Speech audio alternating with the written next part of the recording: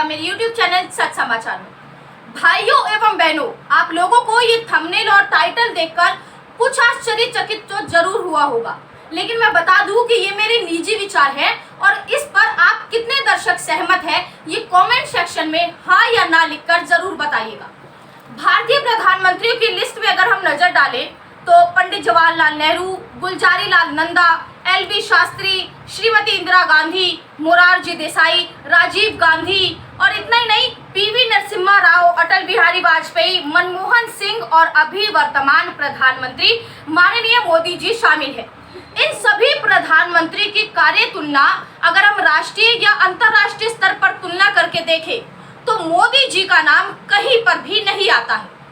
यदि किसी प्रधानमंत्री के सफल रूप को देखना हो कि वो प्रधानमंत्री कितना सफल था, तो कहा जाता है कि उस प्रधानमंत्री के शासनकाल में किए गए कार्यों व महत्वपूर्ण निर्णयों पर नजर डालनी चाहिए और उसके महत्वपूर्ण निर्णय ही निर्धारित करते हैं कि वो प्रधानमंत्री कितना सफल था, उससे देश का कितना प्रभावित हुआ व राष्ट्रीय और अंतर्राष्ट्रीय स्तर पर कितना उभर हुआ है, चाहे वो सकारात्मक तौर पर हो या फिर नकारात्मक तौर पर। ये सभी चीजें बताती हैं कि वो प्रधानमंत्री असल में कितने सफल थे।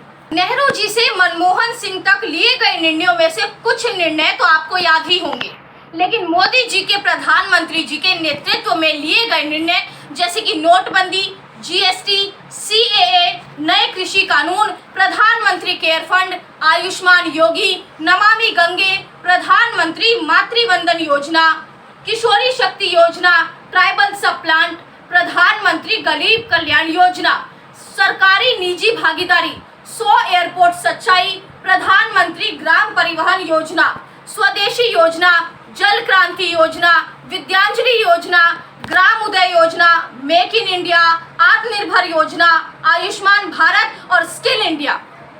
क्या आप बता सकते हैं मुझे कि इनमें से ऐसी कौन सी एक योजना है जो जमीन पर उतरी है? ये सारी योजनाएं मैं आपको बता दूं हवाई है।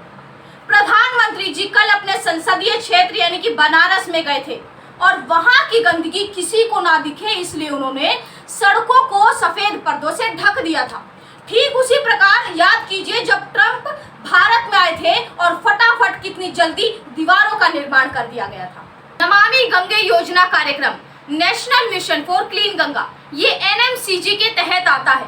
इसके तहत 29,000 करोड़ रुपए खर्च किए गए, लेकिन गंगा की स्थिति, बनारस की स्थिति सबको जग जाहिर है। कानपुर, जिसे कभी मैनचेस्टर ऑफ ईस्ट कहा जाता था, आज भी उत्तर प्रदेश का बड़ा औद्योगिक शहर है। तेजी से होते शहरीकरण और उद्योग की वजह से गंगा में सबसे ज्यादा प्रदूषण भी कानपुर में ही हो रहा था।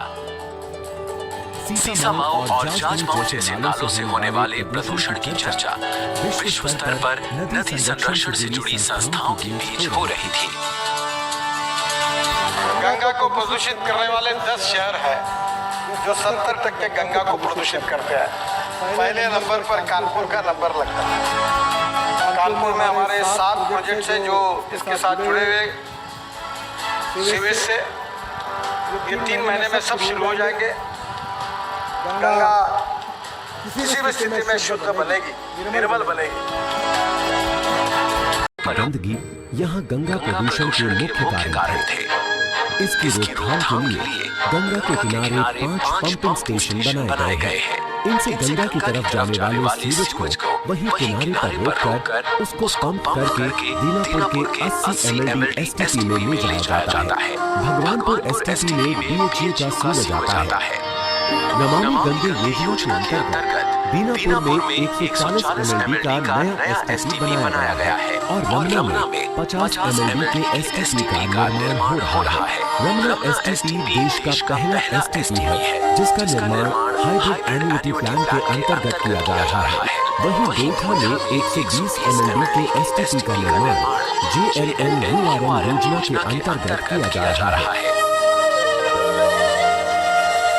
इन सभी कार्यों के पूरा होने पर वाराणसी में सीवेज ट्रीटमेंट की कुल क्षमता 412 MLD हो जाएगी और साल 2035 तक यहाँ के सीवेज को ट्रीट करने में प्रभावी रहेगी। गंगा को प्रदूषण मुक्त करना, गंगा संरक्षण, गंगा का कायाकल्प करना, सीवेज ट्रीटमेंट इंफ्रास्ट्रक्चर का निर्माण, गंगा ग्राम बनाना, वनीकरण करना, रिवर फ्रंट बनाना, नदी सफाई, औद्योगिक कचरे का निस्तारण, जैव विविधता व जन जागरूकता इसको फैलाना, इनमें कौन सा काम सफलीभूत हुआ है? मुझे 2014 का वो भाषण याद आ रहा है जिसमें ये कहा गया था कि मुझे तो माँ गंगे ने बुलाया है, मुझे माँ गंगे का आशीर्वाद प्राप्त है। तो फिर मैं ये जरूर पूछना चाहती हूँ कि बेटे को तो प्रधानमंत्री की कुर्सी मिल गई, लेकिन माँ गंगे का क्या हुआ?